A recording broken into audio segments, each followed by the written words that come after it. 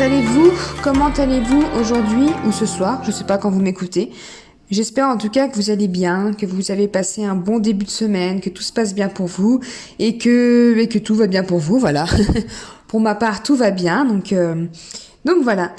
La semaine dernière, je vous ai fait un épisode du podcast sur les différents types de crises de boulimie qu'il y avait, sur ces 3 types de crises, donc pour les rappeler, la crise programmée, la crise foutu pour foutu et la crise pulsion même, qu'on appelle même la pulsion alimentaire.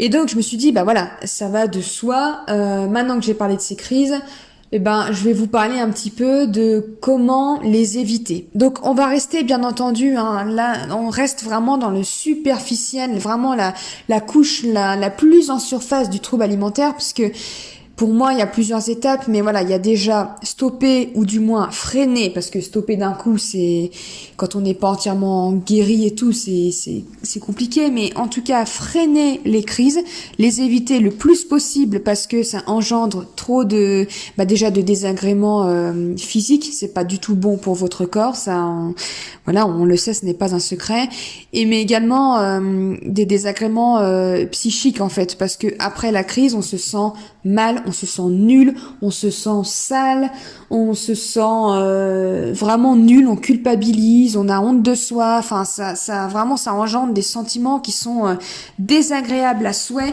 et qui augmentent le mal-être alors qu'on n'a déjà pas besoin de ça lorsqu'on souffre d'un TCA, puisque le TCA c'est déjà la conséquence d'un mal-être qu'on a en nous. Donc on n'a pas besoin de s'en rajouter encore des couches. Donc si on arrive à éviter au plus possible les crises, c'est déjà bien. Bien sûr, je sais que tout ce que je vais vous dire là n'a rien de facile à faire. Moi, j'y arrivais pas tout le temps, je suis humaine, donc il y a des fois où j'arrivais à éviter certaines crises, des fois j'y arrivais pas, et c'est pas grave en fait. Là, je suis bien consciente que vous allez pas réussir, si vous faites des crises et que vous m'entendez, je suis bien consciente que vous n'allez pas réussir du coup, une fois que vous aurez entendu ce podcast, à éviter toutes les crises de boulimie qui vont se présenter à vous. Non. Mais si vous arrivez, ne serait-ce qu'à en éviter déjà quelques-unes, beaucoup, ou même si c'est juste une seule, c'est toujours une de moins que vous aurez fait, c'est toujours du mal en moins, c'est toujours un mal que vous ne faites pas à votre corps et que vous ne faites pas non plus à votre mental, à votre estime de vous-même, etc., etc.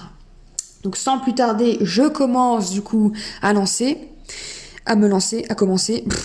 J'étais en train de me dire, j'ai pas trop mal géré mon introduction et puis voilà, non, il fallait que j'éclate tout à la fin.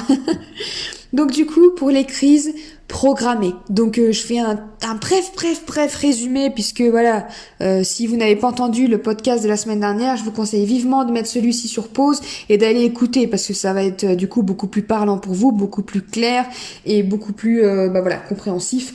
Mais la programmée, c'est celle qu'on va prévoir, c'est-à-dire par exemple vous êtes au boulot, à l'école ou je ne sais où et de vous dire vivement ce soir, je vais aller m'acheter ça et je vais pouvoir faire une bonne crise toute seule, ça va être cool. Voilà, ça c'est la crise qu'on prévoit. Ou alors c'est génial parce que ce week-end je suis toute seule, mon copain n'est pas là ou mes parents sont pas à la maison et ci et ça, je vais pouvoir en profiter en fait au taquet pour faire des crises tranquillement, ça va être chouette, je vais manger ça, je vais faire ci, je vais manger en regardant tel truc et puis après je pourrais aller vomir tranquillement, je pourrais aller je pourrais prendre des laxatifs, je pourrais aller courir, enfin bref, peu importe le moyen utilisé pour compenser. J'ai pas envie de vous donner des idées ou quoi que ce soit, mais bref, c'est la crise du coup, vous voyez, ce résumé est déjà trop long, c'est la crise programmée. Pour l'éviter, ça demande une grande force mentale parce que comme je le disais, c'est un peu les crises qu'on aime bien, c'est ces crises-là qu'on n'a pas forcément justement envie d'éviter quand on les fait parce qu'on a l'impression de les maîtriser totalement. Donc du coup, on n'a pas forcément envie de les éviter. Mais si vous m'écoutez, si vous connaissez ma chaîne, si vous avez écouté mes vidéos, vous savez que ça n'est que les prémices de crises qui sont beaucoup plus graves et beaucoup plus importantes qui arrivent après. Et bien entendu, je pense que personne n'a envie d'en arriver aux pulsions que je décrivais la semaine dernière. Mais pour ça, il faut s'arrêter tout de suite. Et tout de suite, c'est s'arrêter tout de suite quand on commence à avoir des crises programmées. Donc là, vous pouvez pas dire que vous n'êtes pas au courant puisque vous êtes en train de m'écouter. Donc vous avez ces connaissances que moi j'aurais finalement aimé avoir à l'époque, mais que je n'avais malheureusement pas à ce moment-là. Donc, quand vous vous rendez compte en fait que vous prévoyez ces crises, quand vous vous rendez compte que vous avez prévu d'aller au supermarché avant de rentrer chez vous pour aller faire votre crise, etc. Eh ben, il faut se dire, ok, si je veux pas empirer la situation, si j'ai pas du tout envie d'être malade, si j'ai pas du tout envie de me, clairement, excusez-moi les mots, mais de me bousiller la santé, voilà, c'est quand même plus joli que ce que j'allais dire, de me bousiller la santé, de me bousiller, et puis surtout de me coincer moi-même dans un enfer dont je vais galérer à sortir, et j'insiste parce que je sais qu'au début, on a du mal à imaginer ça, mais croyez-moi, ça arrive, hein, ça n'arrive pas qu'aux autres, en fait, hein, l'enfer que je peux décrire ou que j'ai décrit la semaine dernière n'arrive pas qu'aux autres. Donc même si là vous en êtes au stade des crises programmées, je suis pas en train de vous engueuler, hein. Mais je veux vraiment que vous en preniez conscience en fait. Mais comment dire, enfin c'est beaucoup plus simple de tout de suite régler un petit peu la maladie qui est en train de vous bouffer. C'est beaucoup plus simple de la guérir là et après vous allez prendre un plaisir sans aucune culpabilité ni rien à manger des gâteaux, que de les manger sous forme de crise et qui va vous emmener plus tard à des crises qui sont beaucoup plus graves, on va dire. Voilà, je sais pas si vous avez compris le sens de ma phrase, mais il vaut mieux être en bonne santé et puis manger ces mêmes gâteaux que vous avez prévu d'acheter ce soir en rentrant de manière saine que de les manger sous forme de crise qui va vous conduire vraiment à l'enfer, voilà, clairement. Et je n'exagère pas du tout quand j'utilise ce mot, c'est un enfer mental, c'est une prison mentale. Donc, je reprends comment du coup éviter ces crises. Donc dès que vous avez que vous vous rendez compte, voilà, que vous avez prévu tout ça, tout de suite, alors c'est pas là fuir la situation, on parle pas de fuir ses émotions ou quoi que ce soit, on parle de fuir une crise et c'est légitime en fait de vouloir fuir cette crise. Voilà, c'est pas une émotion comme quand on est triste et qu'on se dit je vais manger tel truc parce que je suis triste, ça va me conforter. Non, c'est pas la bonne idée, du coup je vais faire autrement, je vais aller me tuer au sport entre guillemets. Non, là c'est pas entre guillemets un autre et je recommence avec mes guillemets. C'est pas possible. C'est pas du tout fuir une émotion, là c'est fuir une crise, donc on n'est pas du tout sur la même chose. Donc, si vous savez que vous êtes seul, parce que généralement on les programme quand on est seul, hein, pour être tranquille, ne vous retrouvez pas seul, tout simplement. Donc soit vous ne rentrez pas tout de suite chez vous. Moi par exemple, comme je disais, c'était de rentrer chez moi et de faire ma crise avant que mes parents rentrent. Et si vous c'est votre cas, il vaut mieux trouver une petite activité, faire quelque chose qui ne soit pas chez vous, à un endroit où vous n'allez pas pouvoir faire de crise, et rentrer par exemple en même temps que vos parents, où ça va être plus difficile de faire une crise programmée. On parle des crises programmées, hein, pas des autres ou voilà, on parle des programmées. Donc je sais pas, se dire finalement je vais aller réviser ou je ne sais quoi à la médiathèque, je vais rester un peu plus longtemps au lycée, aller au CDI ou je sais même pas si ça s'appelle encore comme ça aujourd'hui, le lycée ça commence à être loin, à être loin derrière moi maintenant, mais le CDI, la médiathèque, tout ce que vous voulez pour réviser, aller boire un verre avec des amis, aller me faire un film au cinéma, aller faire du vélo avec des potes, je sais pas moi, aller retrouver, voilà, aller voir ma grand-mère, aller bref, quelque chose en fait qui vous détourne finalement de la crise. Voilà, donc là ça demande quelque part là aussi une force mentale parce que du coup, il faut aller contre quelque chose qu'on a très envie de faire, il faut se forcer à faire autre chose de manière à à faire passer comme ça le moment de la crise programmée. Donc en fait, tant que vous avez envie du coup de faire cette crise que vous avez envie de vous comment dire. Ça y est, je me perds dans mes mots. Je suis en train de réfléchir, hein. Je ne m'en vais pas. Je cherche mes mots. Mais en gros, voilà. Du coup, c'est faire autre chose, voilà, pour vous détourner et faire un autre truc que vous aimez bien, mais à la place de cette crise, voilà. Et puis, comme ça, après, vous rentrez chez vous, il y a d'autres personnes qui sont là, ou alors, tout simplement, l'envie de la crise est un petit peu passée, mais faites quelque chose pour la contourner. Donc ça, c'est ce que je conseillerais, même si, encore une fois, je sais qu'il y a rien de facile là-dedans. Je l'ai vécu, je vous vois venir par commentaire sur Instagram. Oui, Flo, t'as dit ça dans telle vidéo, t'as dit ça dans tel podcast, mais moi, franchement, j'ai du mal, je peux pas. Si, vous pouvez, on peut tous y arriver et ça demande une grande force mentale, ça demande une grande volonté de guérir et une grande volonté de ne pas se laisser happer par les tentacules de punaise, par les tentacules du TCA. Mais c'est possible. Deuxièmement, du coup, comment éviter la crise du foutu pour foutu? Pareil, petit résumé, la crise du foutu pour foutu, c'est ce moment où on se dit clairement ça dans notre tête, foutu pour foutu, vas-y, je mange tout ce que je peux, je fais ma crise, etc., etc. On est à un repas, voilà, j'ai tenu c'est dès l'apéro, trop tard, j'ai mangé déjà plus que ce que je m'étais autorisé.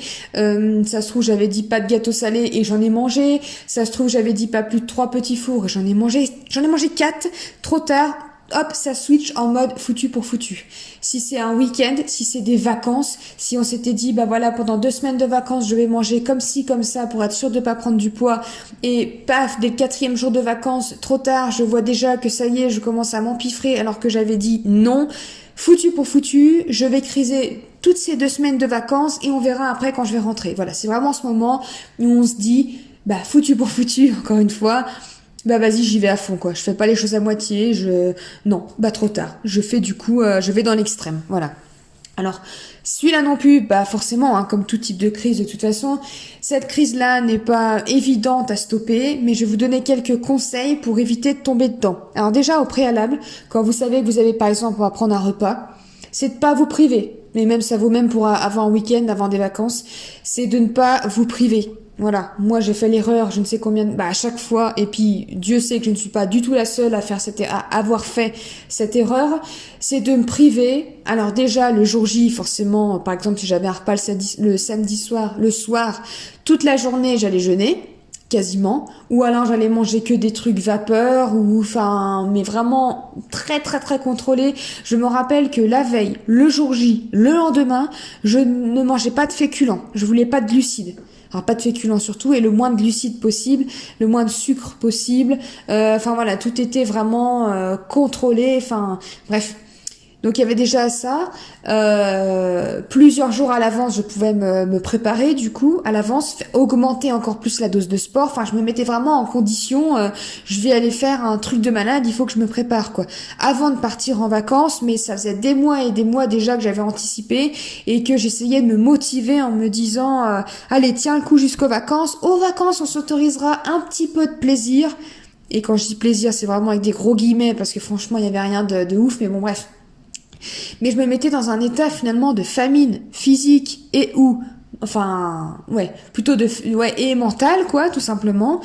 Donc ça, non, niet, on arrête. Le jour où t'as un repas et tout, tu te prives pas en fait, tu vas pas sauter des repas, tu vas pas jeûner, tu vas pas manger sans féculents ni rien du tout. Non, tu manges normalement et c'est la même chose. Pardon, j'ai pas... non, je me suis pas laissé aller à ce point-là.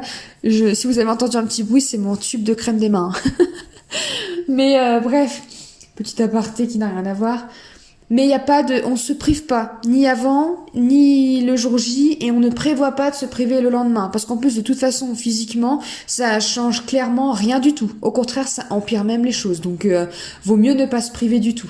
Pourquoi? Parce que quand on va se priver comme ça, encore plus qu'on ne le fait à l'habitude, on a encore plus de chances, on suraugmente les chances de péter un câble et de tomber dans le foutu pour foutu le jour du repas. Parce qu'on sera dans un état de restriction encore plus important qu'entre guillemets la normale. Donc forcément, on a encore plus de de risque de tomber du coup dans la crise. Donc ça ne sert à rien du tout de faire ça, ni pour ton corps, ni pour... ça va rien changer de toute façon à ta prise de poids ou quoi que ce soit, et ni pour ton mental. Ensuite, au moment du repas, alors juste avant le repas, je vais te conseiller un peu, peut-être que ça te parle pas, peut-être que ça te semble lunaire, mais ça me l'a paru aussi au début, mais clairement... c'est un outil, vous allez savoir de quoi je vais parler si vous me connaissez un petit peu maintenant, mais c'est un outil dont je ne peux plus me passer depuis 3 ans maintenant, depuis 2 ans et demi, 3 ans, mais c'est la méditation. Pourquoi? Parce que déjà la méditation me permet de me rendre compte de mes pensées, c'est-à-dire que, maintenant c'est plus le cas, mais quand j'avais des crises enfin voilà, durant mon chemin de guérison, j'arrivais à me rendre compte quand elles allaient arriver parce qu'en fait tout de suite j'interceptais un petit peu c'est comme s'il y avait une douane à l'entrée de mon cerveau et que j'interceptais tous les messages en fait qui voulaient y rentrer, enfin du moins la plupart des messages qui voulaient y rentrer. Donc quand il y avait des messages qui comment dire, qui laissait entendre que la crise allait arriver ou des messages qui me faisaient criser ou quoi que ce soit, j'arrivais à les intercepter parce que je m'en rendais compte en fait, alors qu'avant je me rendais pas du tout compte de ça, ça passait sans filtre en fait, directement. Donc là tu t'en rends compte, c'est pour ça que la méditation est importante. Donc d'une pour ça, pour prendre conscience de ses pensées, de ce qui se passe vraiment, et de deux, pour t'apaiser, et de trois, pour t'ancrer dans l'instant présent. Pour essayer en gros, ça va te permettre de te raccrocher à la terre, sur terre, donc au moment présent, pour pas t'envoler là-haut, c'est-à-dire t'enfermer dans ton cerveau, dans ton mental, dans tes pensées, et laisser la petite voix totalement prendre possession enfin prendre le contrôle de toi-même en fait. Donc du coup, te mettre à la méditation te fera vraiment beaucoup de bien, et notamment du coup de prendre un petit temps. T'as pas besoin de méditer 3 heures, hein, mais 5-10 minutes avant le repas, avant de partir, ou enfin voilà, là où tu dois faire ton truc. Si t'es en vacances, de méditer un petit peu tous les jours, pareil, pour prendre ce temps de te rancrer au sol et de te rassurer, de t'apaiser. Tu peux méditer, alors tu peux te concentrer sur l'instant présent pour voilà t'ancrer dans le moment, mais tu peux aussi méditer, enfin visualiser finalement quelque chose qui te motive. Te visualiser toi quand tu seras guéri, te visualiser toi en train de rigoler et de manger comme les autres sans te poser de questions, sans te prendre la tête, de rigoler et de juste passer un bon moment sans avoir peur, sans devoir compter, analyser, réfléchir à où t'en es. Attends, là ça doit faire combien de calories que j'ai mangé, ça doit peser combien, mais j'ai déjà mangé ci, donc il faut pas que je mange ça. Voilà. Visualise-toi manger tout simplement normalement, sans aucun souci. Visualise une personne qui t'inspire, qui mange de façon saine, de façon intuitive, qui mange en rigolant, qui mange avec plaisir. Voilà, pour te motiver si tu veux. Donc voilà, méditer, ça peut englober un petit peu tout ça. C'est juste prendre ce temps pour toi, pour te poser. Et ensuite, pendant le repas, ça fait beaucoup de choses à faire, hein, mais on peut vite partir du coup en cacahuète. Donc c'est pour ça qu'il y a un peu tous ces conseils que je t'explique pour ce type de crise. Pendant le repas, de prendre aussi encore une fois des moments pour te poser. Donc soit tu vas faire une petite pause, tu te mets un rappel sur ton portable, je sais pas, un truc qui vibre discrètement, qui sonne discrètement, ou si tu as une personne de confiance à qui tu en as parlé, bah que elle te rappelle un petit peu, ou qu'elle te elle te fasse une petite caresse sur la jambe, ou autre chose. Enfin voilà, ça dépend de la personne qui doit tout le monde va pas te caresser la jambe, mais voilà, de te faire un petit signe pour te rappeler de revenir dans le moment présent, ou alors te rappeler d'aller prendre ce temps pour toi. Donc là, tu peux prétexter, je sais pas, un petit pipi, quelque chose. T'as pas besoin, encore une fois, là je te dis pas de reméditer ni rien, mais juste en fait, tu vas aux toilettes, tu t'assois sur la cuvette, tu fermes les yeux, tu respires profondément, tu revisualises vite fait les choses qui te font du bien, qui te motivent, etc. Et tu te rassures encore une fois, tout est ok, c'est normal, si j'ai mangé du gâteau, si j'ai mangé tel truc, si j'ai mangé du riz et tout, alors je m'étais dit que non. Bref, tu te rassurer, t'apporter des belles paroles, et voilà. Moi, la visualisation m'aidait beaucoup, hein, de visualiser quand même des gens qui mangeaient, qui m'inspiraient. Alors, soit de visualiser, du coup, Amina Suter, la personne qui, moi, m'a aidé dans ma guérison, de visualiser ma sœur qui est, voilà, c'était, pour moi, je la prenais comme exemple parce que c'était une femme, donc c'était plus facile de me comparer, entre guillemets, à elle qu'à mon chéri. C'était une femme et qui arrivait à manger, et qui arrive toujours, hein, à manger intuitivement, sans se poser de questions, sans se prendre la tête, voilà. Donc du coup, moi mon objectif c'était de pouvoir manger comme elle. Donc je repensais à ça pour essayer de me motiver. Et tu retournes à table et comme ça tu as repris un petit peu ta petite dose de peps, ta petite dose de force, etc., etc. Voilà. C'est ce que je peux te conseiller pour éviter la crise. Encore une fois, ça va pas, voilà, je vais pas te mentir, c'est pas des méthodes miracles, ça va pas t'éviter toutes les prochaines crises non. Bien sûr, il y en a où tu vas pas pouvoir y arriver et c'est normal, ne te blâme pas. Mais encore une fois, le plus tu y arriveras, le mieux c'est. Donc c'est un peu ce que je te conseillerais, on va dire, pour éviter ces crises du foutu pour foutu et puis te rappeler sans cesse. Mais ça, c'est pas évident, mais de te les rappeler pour que ça devienne une croyance qui s'ancre dans ton cerveau. Écris-le tous les jours, pense-le tous les jours, médite-le tous les jours, mets-le toi en rappel que ton téléphone sonne et qu'il y a ce message qui s'affiche, j'en sais rien, mais que tu es libre de manger ce que tu veux quand tu veux, déjà, dans un premier temps. Tu es libre de manger ce que tu veux quand tu veux. Et deuxième phrase que tu peux te rappeler, c'est la nourriture existe en abondance. Et tu y as accès en abondance. La nourriture existe en abondance et tu y as accès en abondance. C'est-à-dire qu'il n'y a pas de vite, profite parce que demain c'est fini. Ça n'existe plus ça, le demain c'est fini. Ça n'existe plus. Le lundi c'est fini, le à la rentrée c'est fini. Ah, on jarte ça de son vocabulaire, on l'enlève.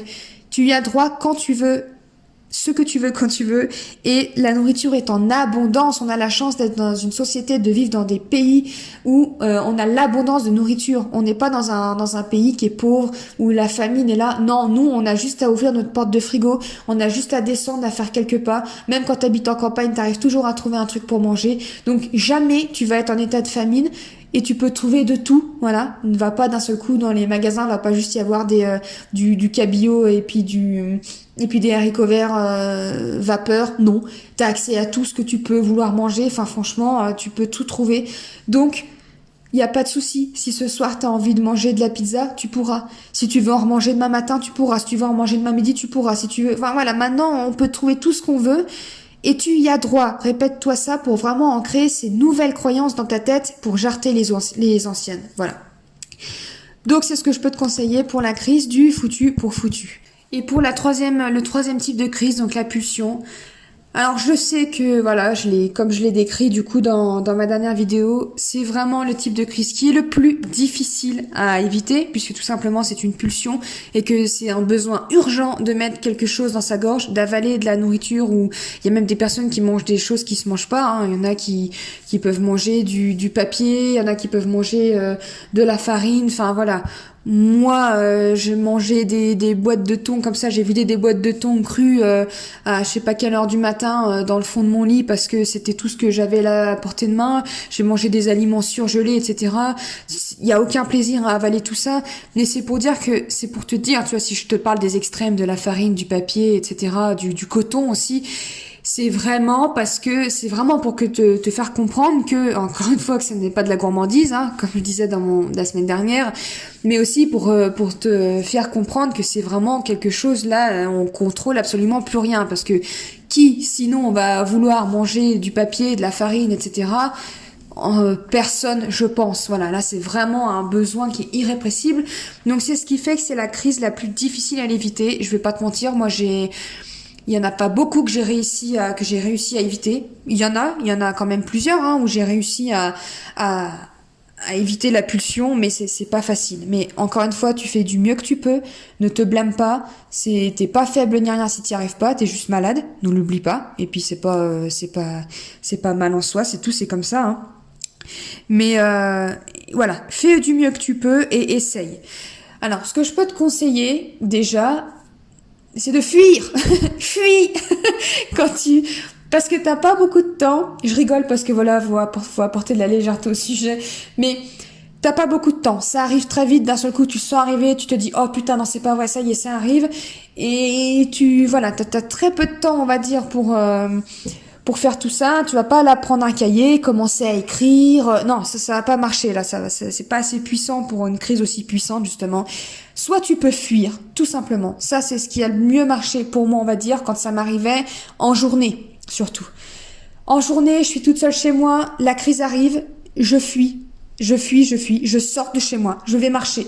Alors ça, je l'ai mis en place sur le tard, hein, sur mes dernières années de boulimie, puisque encore une fois, j'avais pas conscience de tout ça, j'avais pas conscience qu'il y avait des types de crises ni rien, jusqu'à au bout de 10 ans de troubles alimentaires, on va dire. Donc au début, au début. Sinon, quand j'avais des pulsions, ma foi, c'est tout, elles arrivaient. Mais quand j'ai compris qu'il était possible d'essayer de les éviter, c'est ce que je faisais. Je sortais de chez moi et j'allais prendre l'air et je marchais avec de la musique dans mes oreilles jusqu'à ce que la pulsion passe. La pulsion, tu vois, c'est passager. C'est comme un nuage, c'est plutôt même comme un putain d'ouragan, excuse-moi les mots, mais parce qu'encore une fois, c'est vraiment le type de crise qui est le plus hard, hein. Mais c'est un ouragan qui te traverse. Donc voilà, une fois que c'est passé, bon bah ok, moi ça m'est arrivé de sortir de chez moi, d'aller marcher du coup jusqu'à ce que je me sente vraiment bien. Et j'attendais même d'être sûre d'être bien avant de rentrer chez moi. Et quand je revenais, voilà, généralement, j'étais même fière de moi parce que j'avais réussi. Donc, j'avais plus cette envie de faire de crise. Ça m'est arrivé de rentrer trop tôt et au bout de quelques minutes, bah paf, de revoir cette envie et ce coup-ci, bah de tant pis, de me claquer la crise. Donc vraiment, prends bien le temps si tu peux de sortir de chez toi. Je trouve que c'est le moyen le plus. Et puis sors de chez toi, mais va pas du coup traîner devant des boulangeries, etc. Essaye d'aller. Bon bah moi j'ai la chance d'habiter en montagne, donc à ce moment-là. Bah, je pouvais aller marcher un petit peu en nature pour vraiment me déconnecter avec ma musique parce que ça me faisait du bien. Donc c'est ce que je vais te conseiller principalement. Autre chose, s'il y a des personnes, et ça c'est rare, mais si jamais tu as des personnes dans la confidence et qui sont là, eh ben appelle ces personnes. Appelle ces personnes et si ce soit ton chéri, ta meilleure amie, ta sœur, tes parents, appelle-les et dis-leur écoute ou va chez eux, enfin voilà, retrouve-les. Et tu dis, écoute, ça va pas, j'ai envie de faire une crise, s'il te plaît, est-ce que je peux passer du temps avec toi? Est-ce que je peux rester avec toi, s'il te plaît? Et je pense que si ces personnes, déjà, si tu t'es confié à elles, c'est qu'elles étaient de confiance, et si elles sont bienveillantes et qu'elles t'aiment, elles vont pas t'envoyer péter, elles vont pas te dire, ah bah non, mais désolé, j'ai autre chose à faire. Non, si elles ont compris ce que c'était le trouble alimentaire, ce que c'était la boulimie, si elles comprennent ta détresse, bah, il y a normalement peu de raisons pour qu'elles t'envoient bouler. Sinon, c'est que c'est pas des personnes très sympas, tu vois. Ou alors, elles ont vraiment rien compris à ce qui t'arrivait. Et peut-être qu'il faudra que tu leur expliques vraiment mieux pour qu'elles comprennent vraiment la difficulté de la situation. Mais voilà, essaie de voir quelqu'un en fait pour que ça passe vraiment, que tu sois dans cette détresse. Après, tu peux aller voir aussi des personnes qui sont pas au courant, mais tu peux aussi, j'ai envie de te dire. Après, dans ces moments-là, on a besoin de quelqu'un qui va nous retenir en fait. Tu vois, si tu vas voir des personnes, des potes qui sont pas au courant, t'as très facilement ça reste là et puis de dire bah finalement non, désolé, faut que je rentre et tu vas taper ta crise. Si tu dis ça à quelqu'un qui est dans la confidence, normalement, il va pas te laisser repartir tout de suite, du coup, parce que cette personne va comprendre que tu vas aller quand même taper ta crise, donc elle va te dire non, mais vas-y, t'inquiète pas, on passe du temps ensemble et ça va aller, tu vois. Donc, c'est le deuxième conseil que je peux te donner. Si tes parents, si tes parents sont dans la confidence et s'ils ont bien cerné encore une fois jusqu'où ça pouvait aller ces crises, bah va les retrouver. Et si c'est le soir et si c'est en pleine nuit et que tes parents encore une fois sont au courant parce que c'est pas facile de se confier à ses parents et de tout leur raconter dans le détail. C'est pas facile. C'est pas facile non plus pour eux. S'ils sont au courant, c'est pas facile. Et c'est pas évident non plus pour eux de comprendre la maladie s'ils ne l'ont pas vécue, si toi tu ne leur expliques pas exactement ce que c'est. Donc, mais si en tout cas tu te sens en confiance avec eux et que tu sens la crise arriver et que t'es chez toi, c'est en pleine nuit, tu vois, moi ça m'arrivait, au lieu d'aller manger du thon, des trucs surgelés, etc., comme moi je pouvais le faire, bah tu peux même, si t'as vraiment cette relation, que tu te sens en paix avec ça, aller voir tes parents, et je sais pas, dormir près d'eux, enfin voilà, je sais pas si c'est des bons conseils parce que ça j'ai pas pu l'expérimenter, mais ou pas loin d'eux ou à côté, j'en sais rien, mais bref, quitter, fuir tout simplement, clairement là c'est fuir la pulsion. Tout ça va très vite donc mais voilà, c'est pas évident, ces crises-là sont vraiment pas évidentes, mais si je peux te conseiller quelque chose, c'est de faire ça. Voilà. Les autres trucs, malheureusement, lire un bouquin, essayer de regarder un film, etc. Il y a peu de chances pour que ça t'aide parce que tu restes sur place. Il y a moi j'ai déjà essayé, hein, mais la tentation reste là. Donc je commence à mettre une série, je capte rien à ce qui se passe. En plus pire, ça me donne envie de manger parce que moi j'avais associé crise et télé, donc c'était encore pire. Ouvrir un bouquin, je passe 100 000 fois sur la même phrase sans réussir à la comprendre parce que je ne pense qu'à la bouffe, parce que je n'entends que la bouffe, parce que il y a vraiment que ça. Donc il faut que je fuis également l'endroit, il faut que je fuis la tentation en fait, tout simplement. Et c'est ce que je te conseillerais du coup également pour cette crise, voilà, qui est la pulsion. Voilà, j'espère en tout cas que ça aura pu un petit peu vous aider. J'insiste, c'est normal de pas réussir à éviter toutes ces crises, hein, sinon ça serait trop facile. Mais plus tu réussiras à en éviter, mieux ça sera forcément. Mais même si tu arrives à en éviter qu'une ou deux, c'est toujours ça de prix, c'est toujours ça de bien, et tu peux être fier de toi après. Bien évidemment, c'est pas ça qui guérit. Éviter les crises, c'est pas ça qui guérit du trouble alimentaire, c'est encore moins ça qui guérit du mal-être, qui provoque le TCA. Mais pour les soigner en surface, enfin pour les soigner, pour faire du bien déjà en surface, commence par là, par éviter les crises. Ça, voilà. Et après, il faut bien sûr faire tout l'autre travail en amont pour déconstruire, reconstruire, pour comprendre le TCA, pour comprendre l'origine du TCA, pour comprendre l'origine de ton mal-être. Donc, il y a après tout un travail en amont. Hein. La guérison n'a rien de facile. Hein. Il n'a absolument rien de facile. C'est long, c'est du boulot.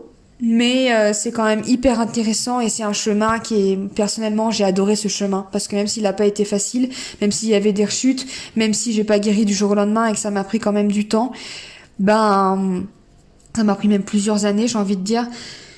Et chaque jour en fait, t'es plus fier de toi parce que t'avances. Chaque jour, tu comprends des trucs. Chaque jour, tu te sens quand même évoluer. Et du coup, moi, je me rappelle tous les matins, en gros, hein, parce que bien sûr, il y a des matins, je me levais, ça n'allait pas.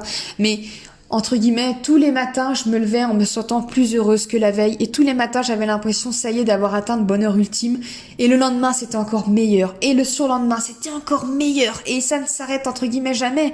Encore aujourd'hui, je continue d'avancer parce que maintenant, bien au-delà du TCA, je pense des blessures que j'ai depuis toujours. Je continue d'apprendre à me connaître. Chaque jour, j'ai l'impression de me sentir encore plus heureuse que la veille. C'est un chemin qui est merveilleux parce que tu te rends pas compte du temps qui passe, tu te rends pas compte que c'est long. Mais t'es toujours mieux en fait. Enfin bref, c'est merveilleux. La guérison est franchement, elle vaut vraiment le coup. Donc n'en aie pas peur, n'en aie pas peur. Voilà. Écoute, comme d'hab, donne-moi ton avis du coup sur ce que tu as ressenti. Bien sûr, partage si tu as d'autres conseils et d'autres choses qui peuvent t'aider. Hein. Moi, j'ai pas la science infuse, j'ai pas tout vécu, je te parle de mon expérience personnelle. Mais si tu as d'autres conseils, partage-les parce que tu vas pas juste les partager comme ça. Je vais pas juste moi les lire et te dire ah bah ouais, cool, machin. Non, tu vas aussi aider d'autres personnes qui sont en souffrance et qui vont lire ton commentaire et qui vont se dire oh putain, mais elle aussi, elle a raison, ça me fait du bien ce qu'elle a dit, je vais essayer. Enfin voilà, donc n'hésite pas à partager. Et puis voilà. Écoute, je vous remercie, je te remercie, je vous remercie. Je sais plus si je vous tutoie, si je vous vois, je sais plus ce que je fais. Bref, d'être arrivé au bout de cet audio. Je vous souhaite une belle journée, une belle soirée. Je sais pas où vous en êtes quand vous m'écoutez. On se retrouve dimanche pour un nouveau vlog sur la chaîne YouTube et mercredi prochain pour un tout nouvel épisode du podcast. En attendant, je vous fais de gros bisous. Ciao.